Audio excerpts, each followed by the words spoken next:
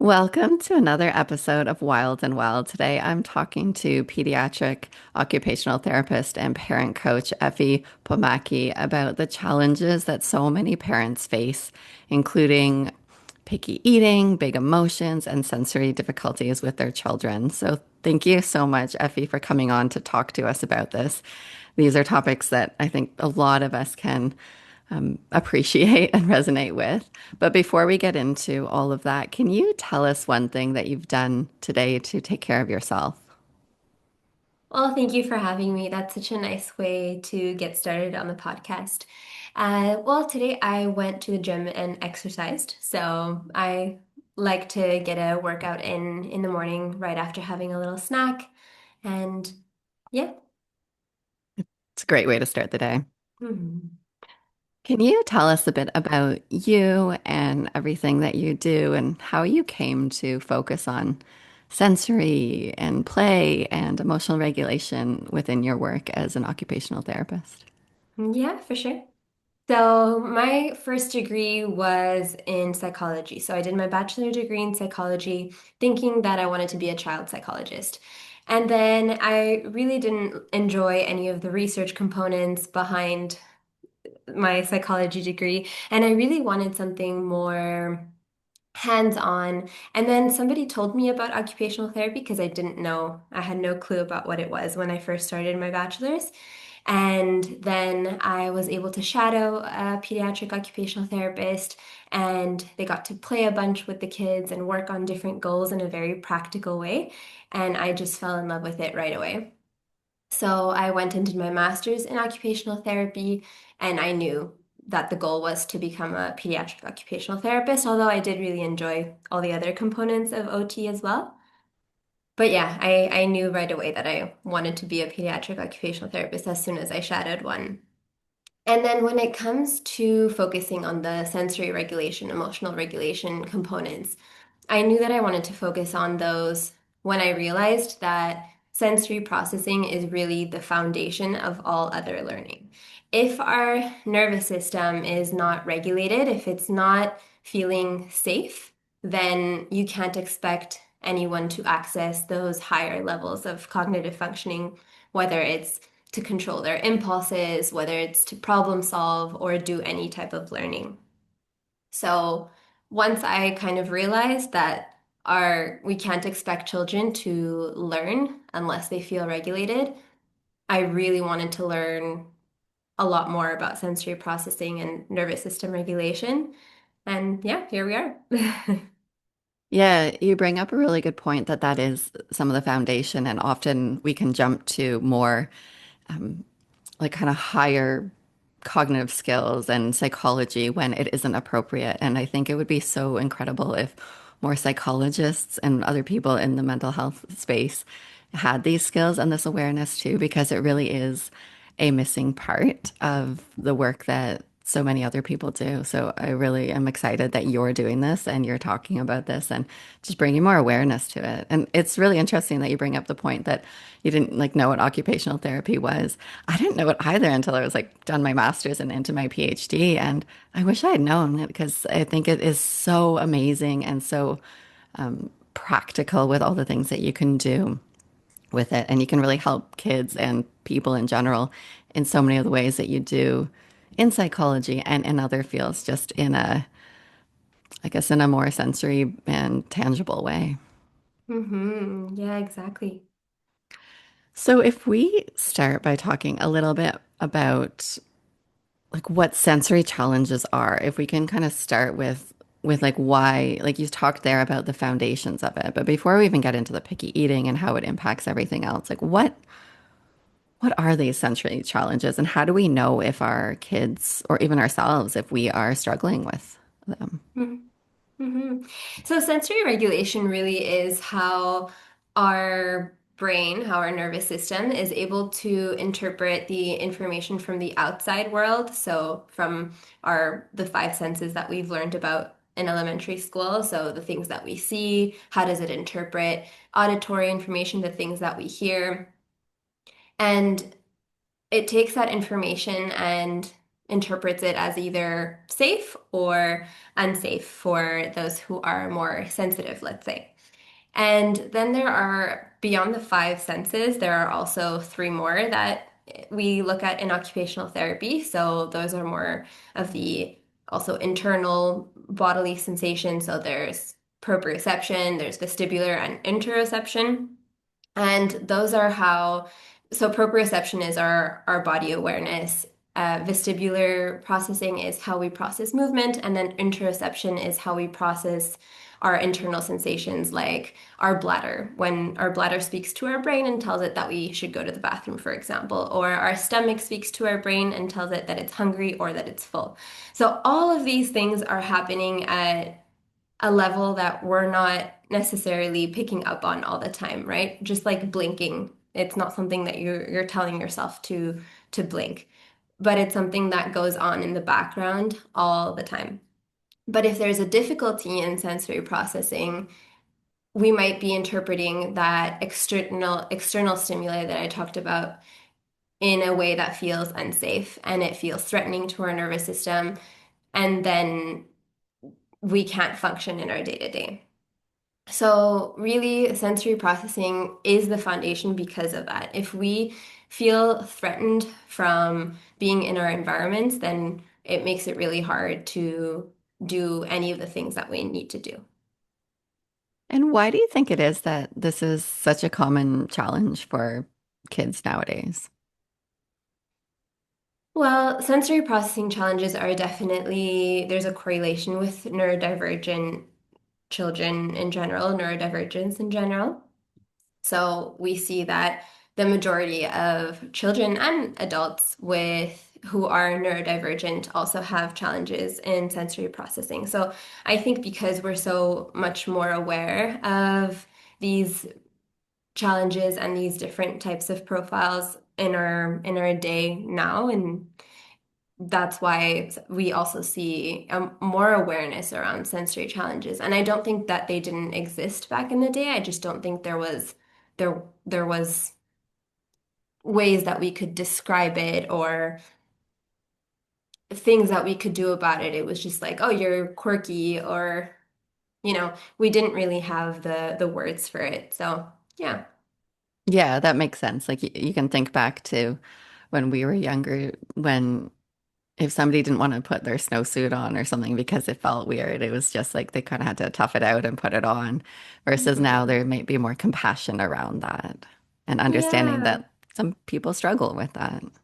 Exactly. There was definitely more of a, oh, just suck it up kind of mentality back in the day, or just like sit still. Like, why can't you sit still? Just sit. Or, just expectations that aren't necessarily realistic and helpful for those who are struggling to process this input. When it comes to meal times and picky eating, when parents come to you with these challenges with their kids, what are some of the common concerns that they're having? And like, how do you begin to address those?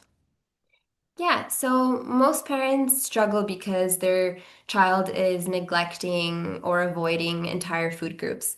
So it's either sometimes it's vegetables, sometimes it's fruit, sometimes it's actual proteins that they're avoiding. So they don't want any kind of meat. So when they see that their child, and this has been going on for years for them before they usually reach out for help.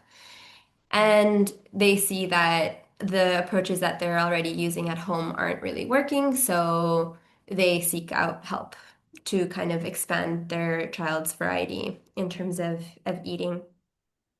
I wouldn't say they necessarily know that their child's picky eating is related to sensory, but eating in general is a sensory experience. So whether sensory is the main reason behind picky eating or not, we're always going to be looking at sensory components because the way food tastes, the way it looks, the way it smells, those are all sensory components. So sensory is almost always going to be something that we look at together when we're looking at the root causes of picky eating.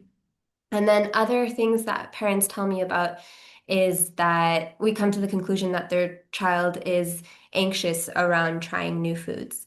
So they feel like they can only eat specific foods and they see it, parents often interpret it as stubbornness, but it really is this anxiety that kids might feel around the control that they have or around being exposed to new foods. So those would be the two main things that tend to come up. Exactly. And when it comes to the sensory challenges with food, how do you address that? I know there's tons of things that you do, but what is a starting point for a parent who might be listening, thinking, yeah, I think for my child, it is the texture or the taste or the smell or the color, whatever it is that is making it hard for them to eat that food? Like, where can they even begin with Mhm. sensory challenges? Yeah, so that's a really great question. And whether it is the texture or the color or the smell, the number one thing that parents can do is find foods that are similar sensory wise. So if their child is only eating, let's say, hard textures, it's important to kind of be aware of that. So actually sit down and make a list of the foods that your child is eating and see if there's any patterns. See if it's a color pattern. So like, is it more beige, yellowy foods that they tend to like more? Is it more crunchy foods that their child likes? Is it more soft foods that their child likes? So kind of making a list is the first step to bring more awareness and try to find patterns in the sensory properties that your child prefers. So once they've done that, they can kind of go about it and find similar foods that have the same sensory properties as the foods that they're already eating and trying to expand the child's variety in that kind of way. So instead of being random and just introducing new foods or trying to get them to eat what you're eating, doing this kind of little exercise before could be helpful for sure. And then offering them foods that are like similar. Is it almost like a hierarchy that you start with a food that's very similar, then you start working further and further away from that? Is that what you would suggest in that way? Yes, exactly. So you kind of build bridges between the different foods. We call this food chaining. So it's a method that helps expand the variety by building bridges between new foods from kind of looking at what they're eating before, what they prefer to eat before. Okay. And are there other tips that you have for parents uh, to help address when there is more of the sensory regulation challenges happening around food? Like, what else can they do? I think that is a great start. Yeah, definitely. So the biggest sensory concern that we see, or at least that I've seen in my experience, is tactile sensitivities. So we see a huge correlation in research too between tactile sensitivity. So that's anything, those are the kids that really hate to have messy hands, really hate to have a messy face. They do not like sensory play. They don't like sensory bins. They don't like getting wet, engaging in any kind of wet play. So that is tactile sensitivity, and that has a huge correlation to picky eating because we have tactile receptors all over our tongue tasting the different foods. So usually when they're sensitive in terms of like touching things with their hands, they're also usually sensitive with having things in their mouth. So, one way to kind of make sure that we address that concern is to introduce messy play and sensory play, but in a way that's very in their control and pressure free. So, introducing, starting with dry textures in a sensory bin and doing that for a few weeks at a time, daily for 5 to 10 minutes, so that their hands can kind of adjust and adding their interests in it. So, maybe if they like dinosaurs, you're adding dinosaurs into your dry sensory bin that's made out of beans, let's say. And you really want to make sure that you follow their lead and you follow their pace. And it's really not about forcing them to do anything. You start by modeling it yourself, doing it yourself, making it super fun, and that can help as well. later down the line for picky eating. So just getting them using, I guess, experiencing all that tactile experience and touching things and being messy, and that then helps them to tolerate that all those different experiences in their mouth. Is that what you're saying? Yeah, so it makes them less sensitive. It desensitizes them to the textures, and then that it makes them feel more comfortable with the foods in their mouth as well. And I also want to mention that it's important to accommodate in the meantime. So, if you know that your child doesn't want to touch certain foods and doesn't want to get messy, making sure that you provide a wet washcloth or a napkin whenever you're engaging in any sort of, whether you're eating or whether you're doing any food play or sensory play, making sure they have that as a safety net and they know that, okay, I'm going to be okay because I can wash my hands whenever I want or I can clean my hands up whenever I want. That's going to make them feel safe and make them participate better. And then in terms of when we're actually engaging with food, we can provide toothpicks or make sure we always have a fork available. Instead of expecting them to actually grab the food and play with it with their hands, we can still explore the rest of the sensory properties of a food, like the smell of the food, without having to touch it. And you mentioned food play there. Can you tell us a little bit about this? Because I think there's different views. Some people never want their kid to play with food, and other people are like totally for it. What do you suggest we do? I am totally for it. So it's really important, actually. It's an important aspect of being able to expand the variety that a picky eater eats because if we are only trying to expand their variety through their snacks and mealtime, they might already feel a lot of pressure and anxiety around those times because it is something that provokes a lot of anxiety for them. So if we do it during play, play is when we have fun, play is when we feel safe. So by taking the food away from mealtime altogether and by being silly with it and even again following their lead and doing different art with food or doing different engaging them in food preparation can be so, so helpful where there's no expectation that they need to eat the food. And so suddenly they become a lot more comfortable with the food being around them, touching it. And that's what we want at the end of the day. We want to increase their comfort.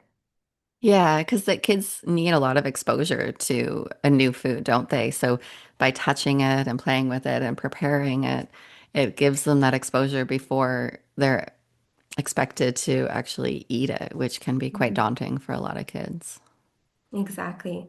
So can you talk to us about the anxiety side of things? We've touched Mhm. on some of the sensory, but tell us about like this nervous system dysregulation and the anxiety around food that can make eating challenging for kids. Mhm. So, a lot of children experience neophobia. So, neophobia is any kind of, it's a phobia, so a fear of anything new. So, any new food that's presented to them, they're used to, a strict 10 maybe different foods, and that's what they've been used to for maybe years because they've been picky eaters for years and they've kind of adjusted to only eating those foods. And then anytime you're adding a new food, they want nothing to do with it because they feel fearful that any kind of new food, they don't know what to expect. So it creates this anxiety around the new food just because of the big question mark of it. So, what is this food going to taste like? What is this food going to feel like in my mouth? There's an anxiety around the properties of the food and how it's going to feel in my body when I touch it, when I taste it, etc. And are there different ways to address that, or is it similar to what you've already told us about of that exposure and that low pressure environment? So it's, yeah, very similar. I would also add and this is also a component that you can use in general, a strategy you can use in general, but offering choice is often very helpful. So giving them a sense of control whenever possible, giving them, let's say you're doing groceries together, which I encourage as well, giving them the option to choose which vegetable they want to incorporate in today's meal or which fruit they want to try out. When it's actually time to eat, giving them control between maybe which plate they're going to use or which of the two yogurts they want to try, etc. So giving them a sense of control and autonomy can kind of help ease that anxiety. Yeah, it makes a lot of sense. That autonomy and control is something that kids sometimes have very little of. So if they can have that when it comes to the food, especially when they're anxious around new foods, it can change so much, can't it? 100%. What about kids that are having difficulty sitting still at dinner? And I know like kids move, they want to move. And I don't think we should expect kids to sit still for like hours or anything. But Mhm. sometimes there's those kids that can't even sit down for a couple of minutes to eat their food. What are some ways that we can support them without making meals a battle? Yeah, great question. So we want to provide movement before we're expecting them to sit, whether that's to sit for a meal, whether that's to sit for homework, whether that's to sit in class. So really, all kids would benefit from more movement breaks.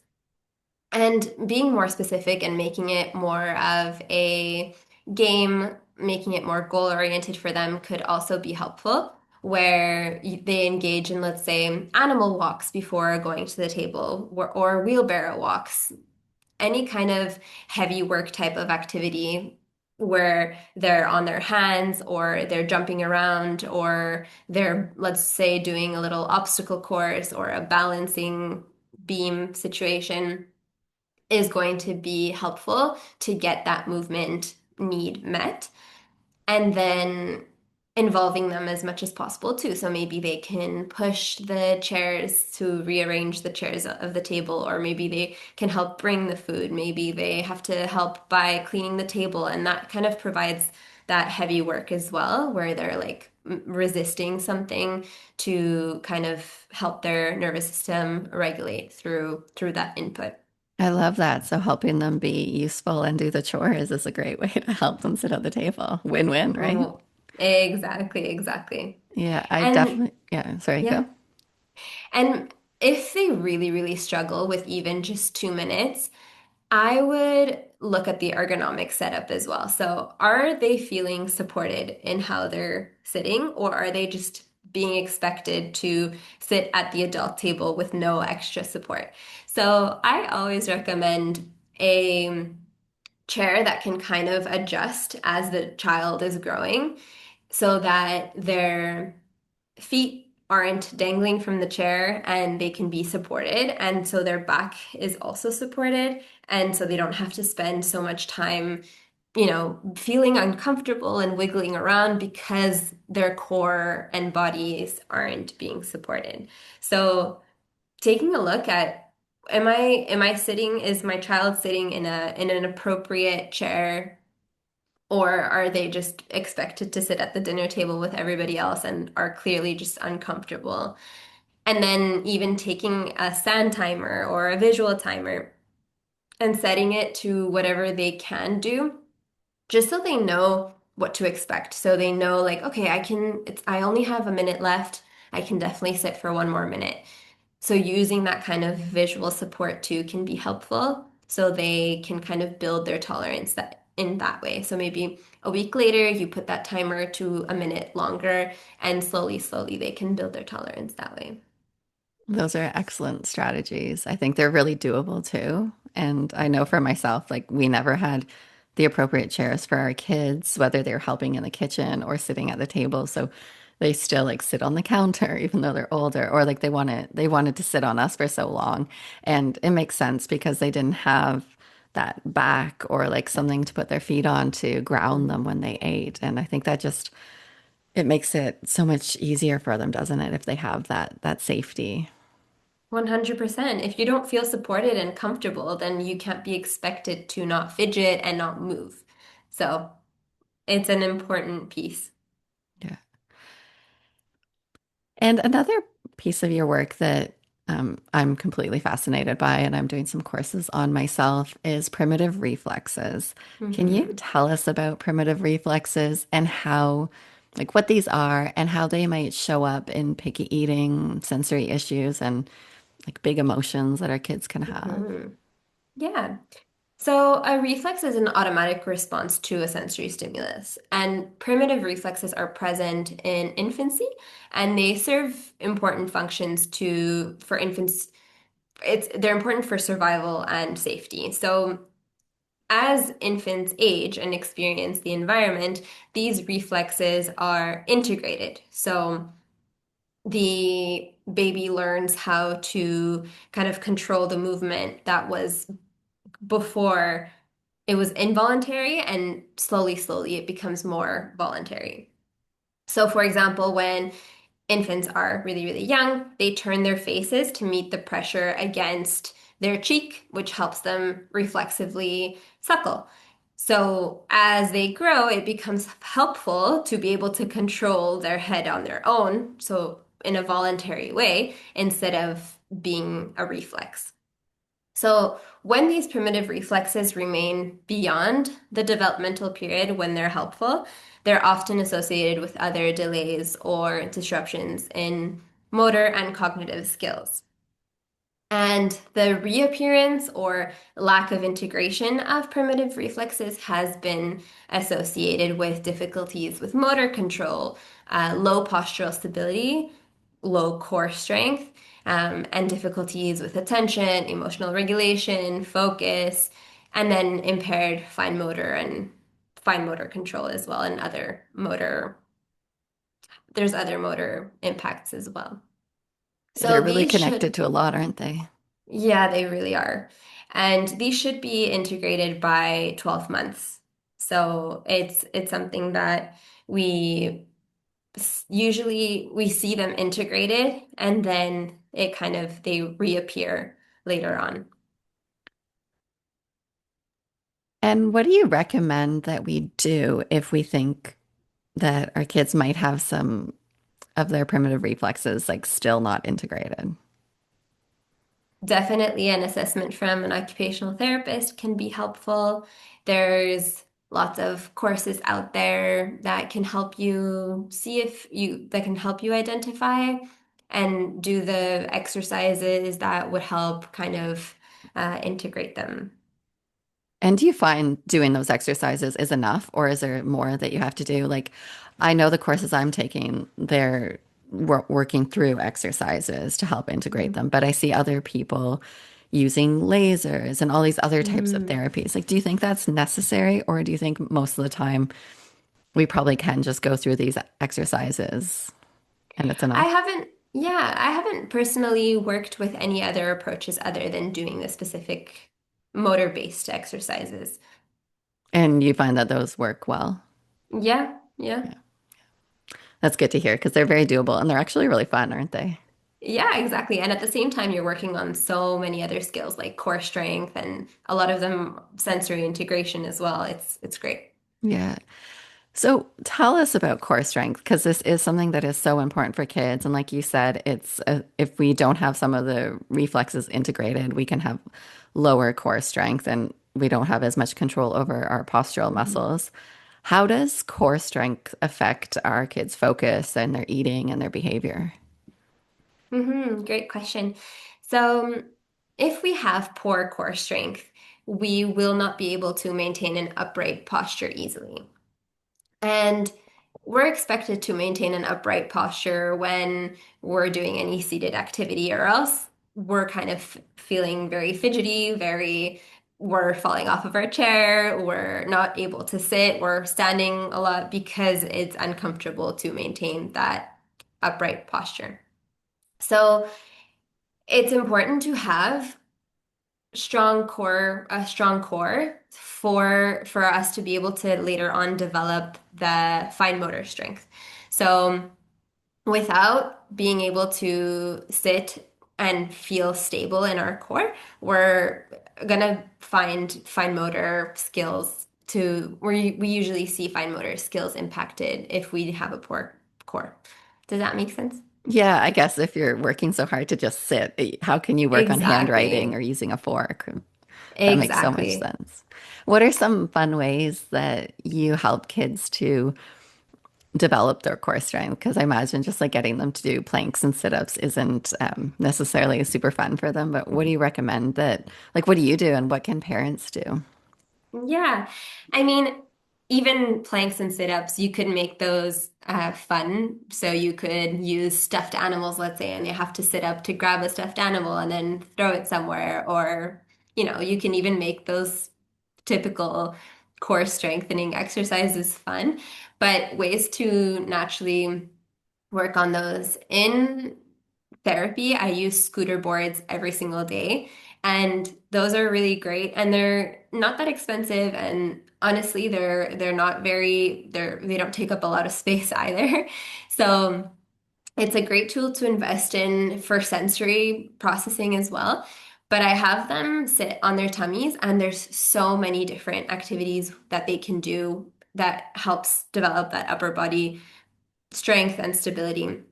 One of them is you can, let's say, put stuffed animals all over your living room and they can go on their tummy and kind of propel all over to get one stuffed animal and put it in a bin. Or you could do the same with puzzle pieces.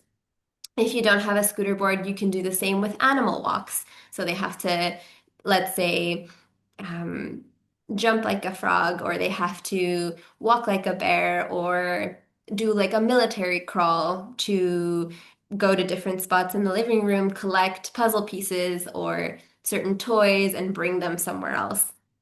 Same with wheelbarrow walks. Maybe they take a small toy and they put it in their pocket and then they wheelbarrow walk to another part of the living room where they have to collect all the other toys in. So doing fun activities like that, yoga moves are also great.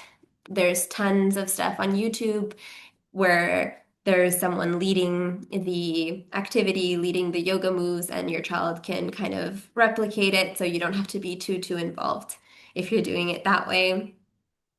So yeah, there's definitely fun activities, fun ways to work on that core strength. Yoga balls are also one of my favorite tools in terms of incorporating both sensory and core strength, where you can have them again on their tummy, where coming, they're walking, they're using their hands to walk forward, and they can again grab a stuffy and toss it in a bin or do any kind of activity like that. And when you say yoga balls, those are those like big balls that people sit on and things like that. Yeah, like an exercise ball. Yeah, amazing. I'm definitely going to get one of these scooter boards. Those sound amazing. Are there any that you recommend or just go online and there's tons? Yeah, they're all, I wouldn't necessarily recommend one specific one. They're all very similar. Okay. And I notice with your approach, like what I've seen on your Instagram page and talking to you, that play and silliness is just such like a big part of your therapy. Mhm. Sometimes for parents, they're so tired and exhausted and they're Mhm. like, oh my gosh, now I have to be playful and now I have to be silly. Like, do you have any advice for them how we can easily bring a bit more play into like, what we do with our kids and help them with their sensory regulation, anxiety, core strength, all these things? Like, how can we just start moving in that direction?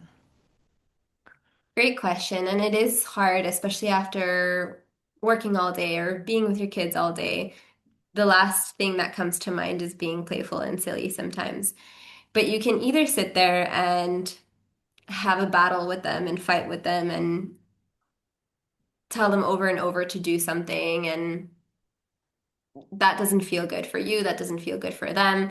Or you can try to access your silliness, your playfulness, and have something and strengthen the connection that you have with them, but also get things done a lot quicker. So oftentimes it's not something that comes necessarily natural for parents. It comes naturally to me because that's what I do day in, day out. But just practicing and trying to follow their lead. And oftentimes kids are silly themselves. So, engaging in whatever silliness they come up with instead of shutting it down is is always going to be great. And when they feel this playfulness and this silliness is important because it takes our brain from feeling any type of threat from fight or flight to a state where we can learn and play and participate. So, yeah, Yeah, I think you bring up a really good point there that it really starts with that mindset, doesn't it? Because I think anybody listening had the experience of just trying to get their kid to like put their shoes on or brush their teeth or do whatever. And if you just push and push, it makes it so much harder. They get stressed out, you get stressed out, and nothing happens and everything goes way slower. So it may seem like more effort to be playful, but it actually is way easier. You get to the end result that you want so much more easily. exactly. And it doesn't have to be this elaborate game every time. It can be just using a silly voice or anything. Kids love farts, so pretending that you make a little fart noise with your mouth. It doesn't have to be complicated or take a long time to think of, just changing one simple thing or making something a race between you two. It doesn't have to be complicated. Yeah, you could make it a game like that. Yeah, I really love that. Was there Mhm. anything that you think is important for parents to know that we didn't talk about or that I didn't ask here? One thing that I wanted to add when we were talking about core strength is how it impacts not only fine motor development, but also attention. So if we're focusing so much on keeping our posture upright, on sitting right, then we can't pay attention to the things that are important. And a lot of times, a recommendation that I see online and a recommendation that even us as occupational therapists give for those kids who can't sit still, who can't attend during class to the task that they need to pay attention to is that we give suggestions for alternative seating like wobble cushions or a stool that kind of moves, provides movement while they're sitting. And those are really great.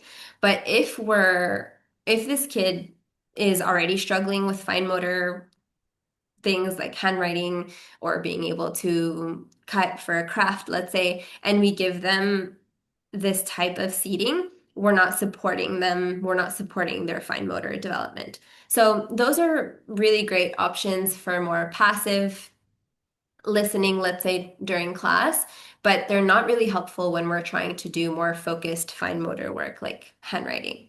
So I see it a lot, being recommended a lot for kids who are fidgety, but that's not always the answer. So having them in a supported seating is always going to be the answer, and then providing that movement in times where it's okay to move and it's they don't have to necessarily focus on anything else rather than listening maybe would be my suggestion. Yeah, I've noticed a number of people getting those for their kids at school. So that's really important that you do address that because that makes sense. If you're already having trouble staying upright, to add something that's wobbly is going to make it just Exactly. so much harder, isn't it? Exactly. So would you Exactly. recommend in those situations that parents provide that for their kids to use when they are just listening to the teacher so they can have that movement and then to like take the cushion off their seat when they are handwriting? Yeah, exactly. So those alternative options, alternative seating options are great for, let's say, story time or if there's singing time, things like that. And then the supporting them through a proper ergonomic setup is going to be important whenever they're engaged in a fine motor task like handwriting or arts and crafts, things like that. And then with meals, is that something that probably we wouldn't want them sitting on that while they're eating either, would we?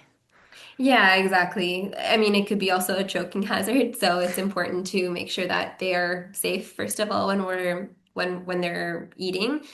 But sometimes the one thing that I do like to provide sometimes as an option for while they're eating is a resistance band on the two front legs of the chair, and they can kind of use that to play with their feet, and that can kind of provide the movement input that they're looking for while still being somewhat supported. Oh, that's a brilliant idea. I've never heard that Hmm. before. Hmm. I Hmm. can see kids would just love that. Yeah, it's helpful for the classroom setting as well. Yeah, right. Well, thank you so much for like all this information and the work that you're doing with kids. Can you talk to us before I let you go about like how you work with kids and how people can get in contact with you and find out more? Yeah, so I'm licensed to work with kids in Quebec and Ontario right now. So for the rest of the world, I take a parent coaching approach. I do think that working with parents can make the biggest difference because parents are the ones to be spending so much time with their kids, not us therapists who usually get to see your kid for 1 to 2 hours max per week. So, really educating the parents and problem solving together to find ways that we can make small shifts, little things that we can add or take away from the environment to make your child feel more regulated, more safe, and better able to participate in those daily routines, whether it's getting out of the house in the morning, whether it's bedtime, whether it's homework time or mealtime. So, really, working with parents makes such a big impact. And I do work one on one with parents. You can book through the link in my Instagram. And then I have a bunch of freebies on my Instagram as well for picky eating and sensory processing and emotional regulation.